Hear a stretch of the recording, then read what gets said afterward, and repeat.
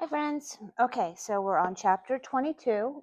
Chapter 22 is titled It's That Bad. So, in the end of the last chapter, Clay was like, it can't be that bad. Well, it is that bad. So, we're going to finish book 2 in this session. Chapter 22, It's That Bad. During the days that followed, Ainsley led Clay around the world. Clay did get to go to Fiji, only he didn't get to go to the clean, pristine beaches that Clay was accustomed to. The beaches they visited didn't have a staff of employees who cleaned the beach daily. Instead, they saw what was once a beautiful paradise completely decimated and turned into a garbage dump. This is all true. Please look into it. Look it up. These people had access to plastic, just like other countries. However, they didn't have trash service or garbage trucks that came and took their trash away. They had to dispose of the plastic waste in other ways, so they burned it. Not only did they burn their waste, but tons of it was also washed up on their beaches. Clay saw little children playing in, on, and with the piles of trash, breathing in caustic fumes of the burning plastic. He learned that diseases like cancer and emphysema were rampant all across this once beautiful island. He heard children coughing and couldn't help but wonder if it was from the chemicals they were breathing.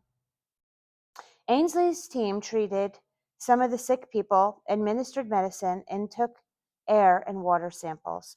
After that, they made their way out to the Great Atlantic Garbage Patch. Great Atlantic Garbage Patch. This is an area in the Atlantic Ocean where much of the plastic trash in the Atlantic comes together due to the ocean currents. It consists of an area larger than the state of Texas. My dishwasher. Here they used fine screens to take samples of the water. They found minute pieces of plastic referred to as microplastics. These plastics were smaller than phytoplankton. They found that plankton were eating these phytoplankton-sized plastics and in turn were being eaten by squid, whales, and everything in between. They used darts to test the blubber and muscle of several varieties of sea life and found that chemicals used to make plastic were found in many of them. Many were fish that humans commonly consume. Plastic never breaks down in the ocean. It breaks up. It breaks up under ocean conditions and is passed along throughout the food chain all the way to the top. So you understand what I'm saying? It doesn't break down, it breaks up. It breaks up into smaller and smaller and smaller and smaller pieces.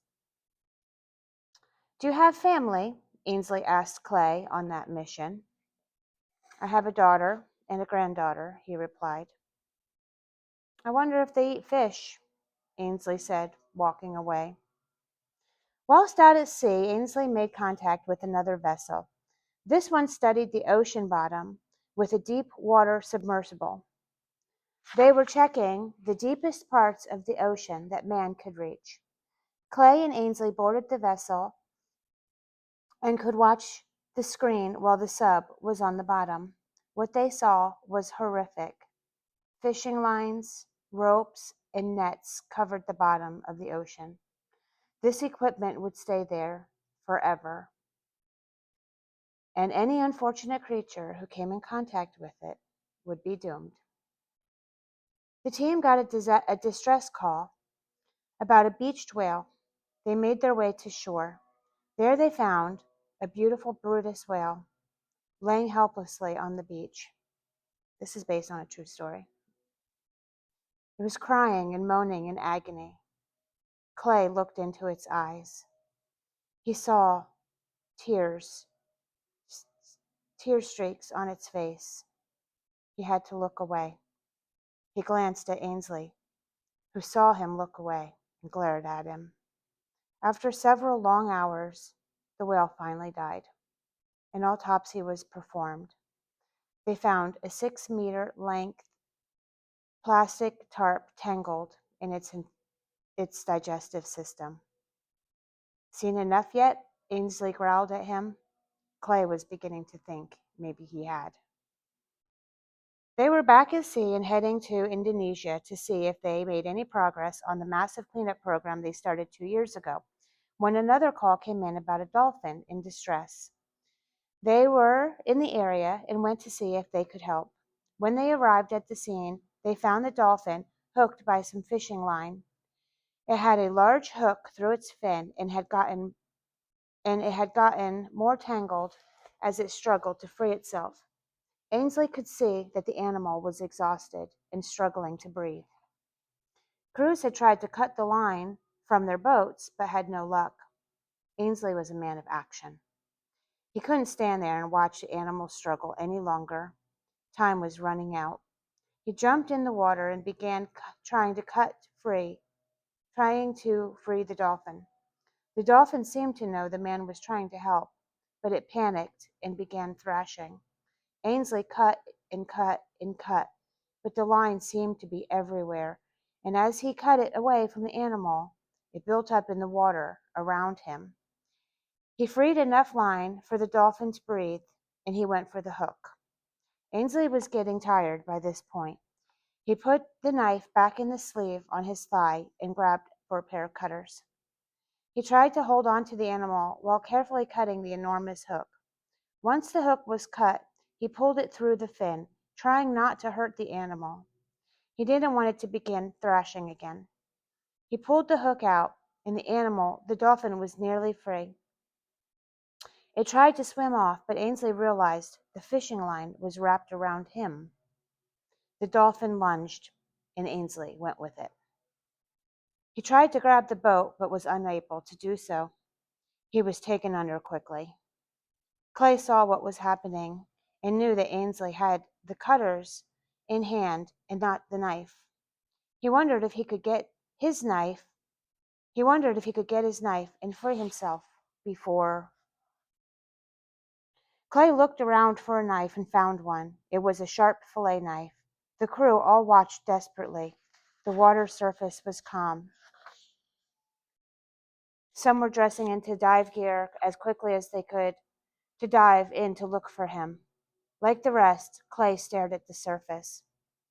He saw something, a shadow, moving fast. It came up by the boat for a brief moment. Clay knew if the dolphin was there, Ainsley was nearby too. He didn't think. He dove in where he had seen the dolphin. He was aiming for the line. He could feel it in the water. It was moving fast and stung and cut him. He chopped at the line wherever he could with the fillet knife. It was all he could do. It seemed like getting Ainsley separated from the dolphin was the first thing that needed to be done. He still held the line and yelled to someone in the boat to grab him. He wrapped the line around his arm. When they got a hold of him, he passed it over to them. They realized what it was and began pulling it in. It was heavy. They knew Ainsley was still attached. "There he is," one of the divers shouted and swam out to him.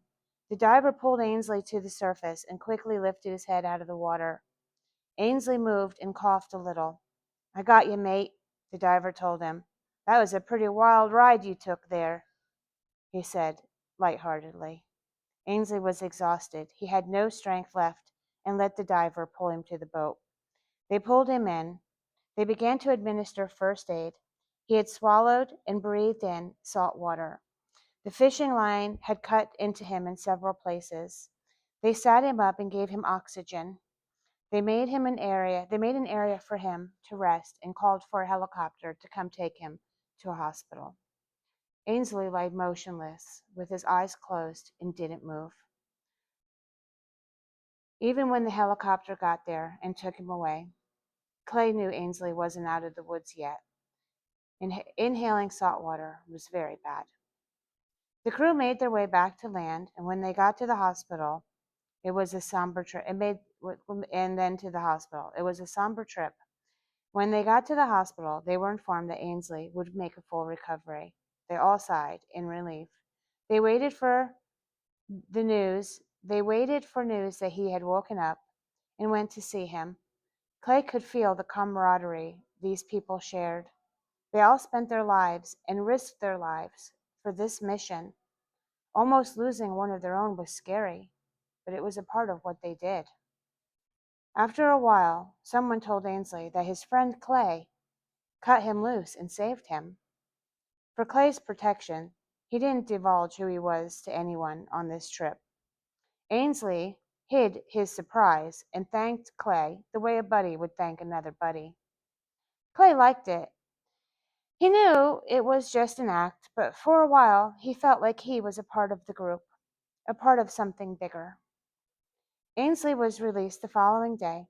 He informed Clay that his tour was over and they were heading back to New York. They bid farewell to the rest of the crew with hugs, pats on the back, and handshakes and kisses. Clay was even included this time. They boarded a jet, and Ainsley flopped down in a comfy chair. Clay could see he wasn't 100% yet. Can I get you anything? Clay asked him. Ainsley looked up a little astonished. Come on, Clay said. You almost died yesterday. I can get you a drink or a sandwich, he said sarcastically. Scotch, Ainsley replied. Please. And a sandwich, he added. Clay left and came back a few minutes later. He placed the drink in Ainsley's hand and set the sandwich on the side table. Ainsley sipped the scotch and looked pleased. Then he took a bite of the sandwich and looked even more pleased. They sat in silence for a while. Are you okay? Clay asked earnestly. Me? Yeah, I'm okay. I'll be back up and running any day now. Clay nodded. More silence. Ainsley cleared his throat and asked, Why? Why did you do it? Why did you jump into the ocean, directly into a dangerous situation, with a sharp knife in your hand, to save me? Clay shrugged and looked out the window. Ainsley puffed up his chest and coughed a little, like I do when I puff up my chest. His lungs still burned, and went on. I told you just a few days ago that I'd like to see you dead. Clay contemplated for several seconds, then took a ragged breath and replied, I didn't think about it at first. If someone had asked me if I would do something like that to save you, I would say no. But I did do it. At that moment, I realized that the world needs you. The world needs people like you.